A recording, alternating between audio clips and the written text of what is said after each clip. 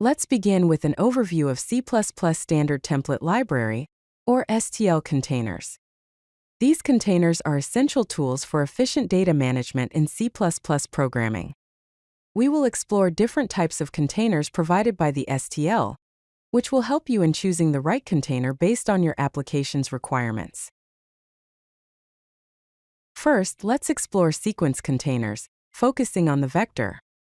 A vector in C++ is essentially a dynamic array. It grows automatically as you add more elements. Key features include contiguous memory storage, which means elements are stored next to each other in memory. This allows for fast random access, meaning you can quickly access any element using its index in constant time, denoted as O of 1. Insertion or removal of elements at the end of the vector is also fast, taking O of 1 time. However, inserting or removing elements in the middle of the vector can be slow, requiring O of n time, as other elements need to be shifted. Vectors also handle memory management automatically. Here's an example. First, include the necessary headers, vector, and iostream. In the main function, create a vector of integers called numbers and initialize it with values 10, 20, and 30. To add elements to the end, use the pushback function to add 40 and 50. To access elements, use the index operator, like numbers at index 2, which will output 30. Now let's explore the list container.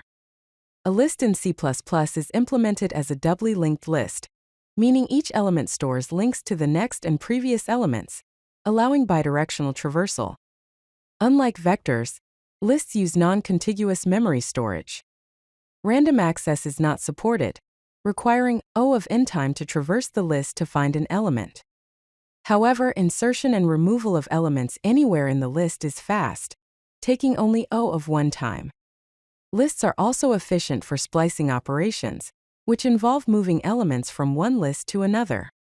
Importantly, iterators, which are used to point to elements in the list, are not invalidated when inserting or removing elements.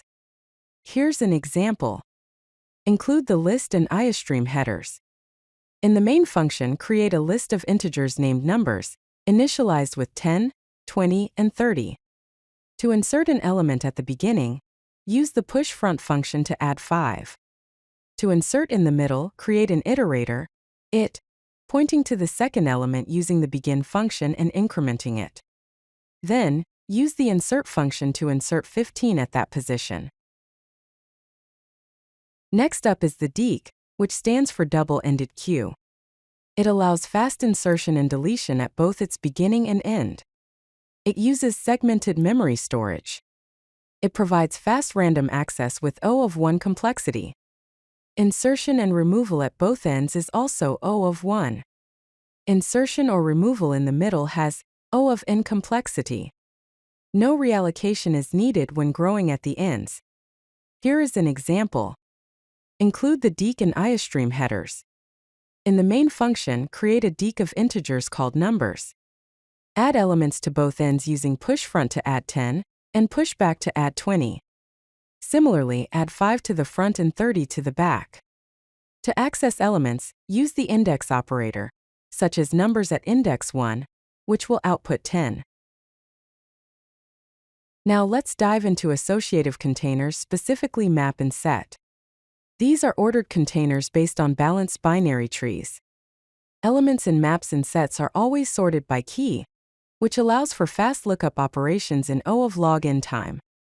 Maps do not allow duplicate keys, ensuring each element is unique. A map stores key-value pairs, while a set is a collection of unique keys only. Both map and set are typically implemented as red-black trees, which maintain balance during insertions and deletions. Here's a code example. Include the map, set, and iostream headers. For the map example, create a map with string keys and integer values called scores. Assign scores to Alice and Bob.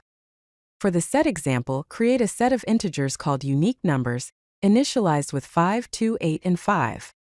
The set will only contain 2, 5, and 8, as duplicates are automatically removed and the elements are sorted. Let's explore the multimap and multiset. These are ordered associative containers that, unlike map and set, allow duplicate keys.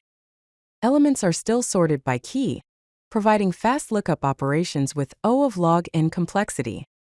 A multimap allows multiple key value pairs with the same key, while a multiset allows duplicate elements.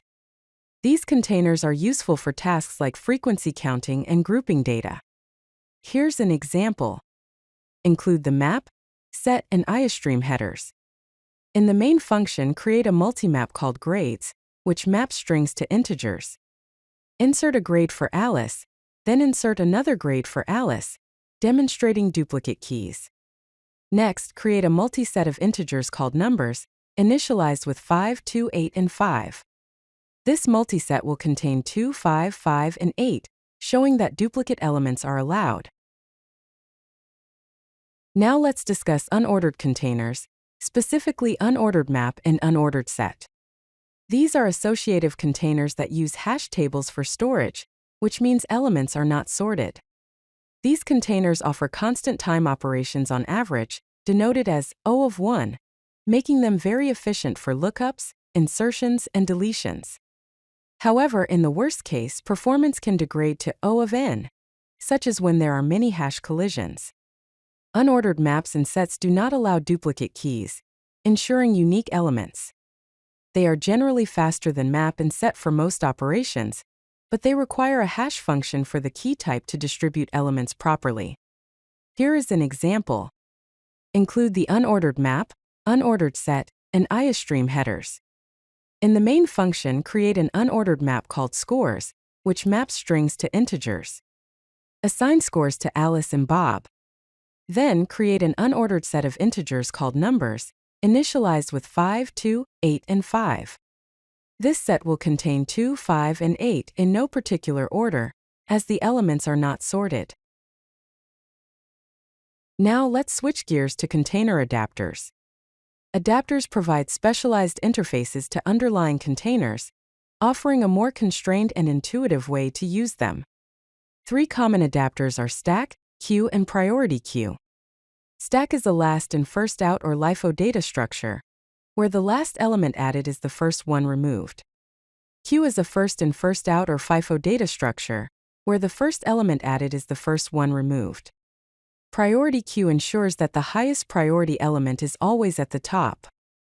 These adapters are built on top of other containers, with Deque being the default underlying container. They provide a restricted interface for specific use cases, making them easier to use in certain scenarios. Here's an example. Include the stack, queue, and IOStream headers. In the main function, create a stack of integers called S. Push values 10, 20, and 30 onto the stack. Accessing the top element will output 30, as it was the last one pushed. Next, create a priority queue of integers called PQ. Push values 10, 30, and 20 onto the queue. Accessing the top element of the priority queue will output 30, as it is the largest value. Let's take a look at a comparison of the performance characteristics of various containers. This table summarizes the time complexities for different operations, which will help you choose the most suitable container for your needs.